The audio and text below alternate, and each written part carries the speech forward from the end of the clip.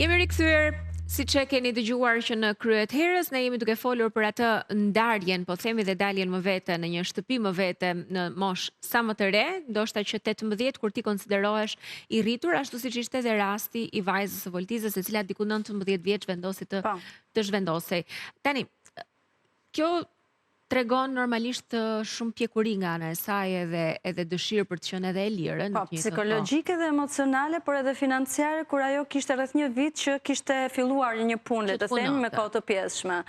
Ka qenë në ndonjë rast, në një koment i saj që mund të ketë prekur në lidhje me këtë vetmin, ose pavarësinë, ose dëshirën për të patur ty pak më afër? Në fakt, ajo çfarë unë e shoh më së shumti është pjekuria jonë si prindër për të qenë gati në ato momente, dhe më shumë se sa ajo të qenurit gati isha unë që qenë dje. Po, patjetër, domethënë ne si prindër, prandaj dhe është ai prindërimi helikopter, që ne si prindër nuk kemi kur gati, sidomos prindërimi shqiptar, që ne si traditë kemi pjesë të kulturës sonë, e kemi të vështirë që ta pranojmë gjë të tillë. Dhe madje shpesh edhe ajo konflikti nuse vjeç që lindë këto të tjera me radhë janë pikërisht sepse prindi përpiqet të monitorojë jetën e birit apo të vajzës e të tjera me radhë, edhe kur ato rriten dhe janë maturuar tashmë. Por këto lidhjen emocionale patjetër që ajo është shumë e fortë dhe nuk shkëputet asnjëherë. Dhe këtë e tregon edhe telefonata tona të gjata me orë ndonjëherë, ditë për ditë që i kemi, dhe telefonata e parë në mëngjes patjetër që është me të, ambërrite në punë, çfarë po bën, si je, edhe takimet tona. Dhe kur unë mora shtëpi në lagje që ajo është tani, edhe më tha, më në fund, tani jemi vetëm 200 metra larg, edhe darkë për darkë aty më ke. Dhe këto janë ato detajet emocionale që ne, pavarësisht se kemi besim që gjëja do shkojë shumë mirë, dhe ajo po më tregon çdo ditë më tepër sa e maturuar është, sa vajzë e pjekur është në përgjegjësinë që merr, sepse nuk mori përgjegjësi vetëm për veten e vet. Mori përgjegjësi edhe për diçka tjetër, dikë tjetër që në rastin e saj ishte qenushi. Edhe kjo e bën atë që unë të kem besim tek ajo. Pra jam unë ndonjëherë që them që më mungon. Për të parë këtë këndvështrimin tjetër, shoqëria çfarë mendon për këtë vendim tënd? O zot, them që në rrethin e ngushtë filluan të më thoshin që Voltiza e shumë prind liberal, madje në një, le të themi, të folur pak edhe të vrazhd, thanë që unë po të isha në vendin tënd do ta merrsha vajzën për flokësh dhe asira në shtëpi, nuk ka vajza të dalin nga shtëpia kur jemi aty në një qytet, jemi në një vend, domethënë.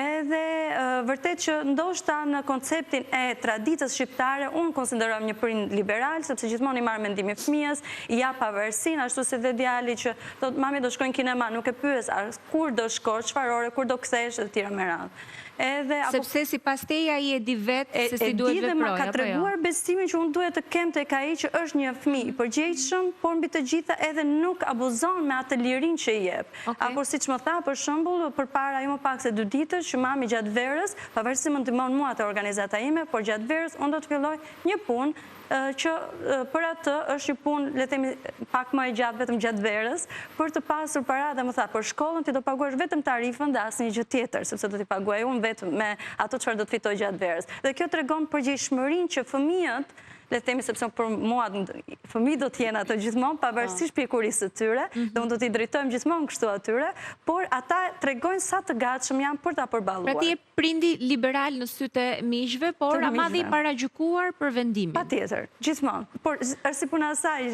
anekdotës së gomarit, që çfarëdo që të bësh, gjithmonë nga shoqëria do të paragjykohesh, kështu që nuk e kam vrarë mendjen asnjëherë, edhe kritikat, le të themi, dashamirëse nga miqtë e mi të ngushtë, patjetër që i kam mirëpritur dhe i konsideroj jashtë masa, por gjithsesi vendimet ngelen të mijat edhe të fëmijëve të mi. Për prindrit disola më duket sfidë më vete kjo, pastaj shkëputja e fëmijës. Unë do doja shumë të ngjaja Voltizës në këtë për të vi ky moment, që ta kem këtë kaq të lehtë që fëmia im të marr frenat e jetës në dorë edhe të jetë i zoti i vetes.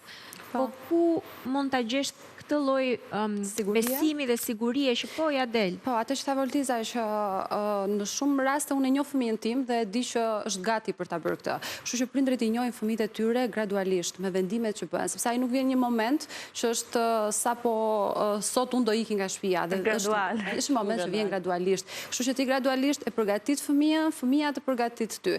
Ju thatë çfarë që fëmia ime është 8 vjeç dhe thotë që unë do iki të jetoj vetëm. Domethënë ai fillon të mësohet me këtë konceptin që tani që më duhet të jetoj vetëm dhe kjo mundësia të mëson ty, mëson fëmijën dhe gradualisht në momenti që vjen momenti i shkëputjes është i qartë, është i kuptueshëm. Luela, ty nuk s'ka thënë njeri ose nuk i ke thënë kujt do iki, vetëm se ti the edhe 30 do kisha ndenjur me familjen.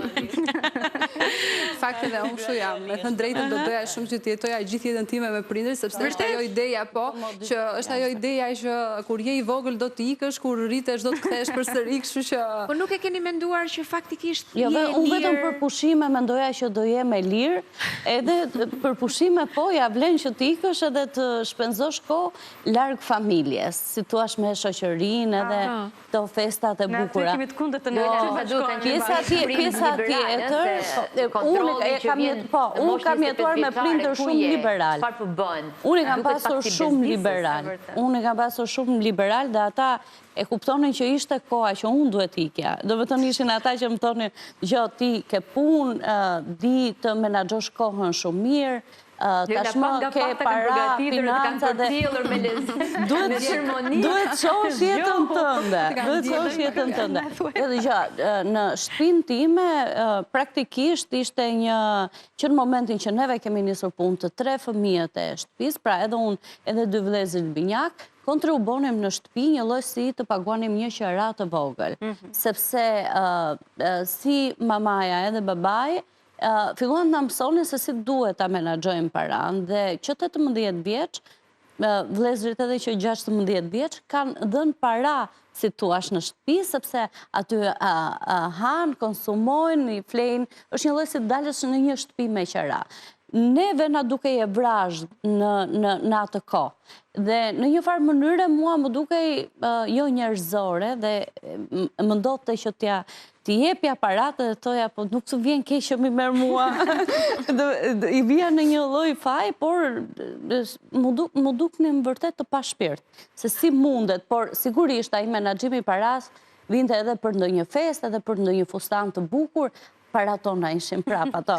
Domethënë, po thjesht mënyra për ideja se si duhet ne të menaxhojmë financat dhe në pikën kur unë kam arritur 26-27 vjeç, kur do duhet të mendoja për shtëpinë time të re, në atë moment financiarisht me hapa shumë të vegjël, sigurisht më la të kuptoja që unë nuk do kujdesesha më për shtëpinë, për familjen, pra nuk do të kontribuoja më tek prindërit e mi, por do duhet të mendoj për familjen time, për shtëpinë time dhe pa diskutim të filloj dal nga dal, të mendoj që unë ti si fëmijë duhet të shkëputesh nga prindërit.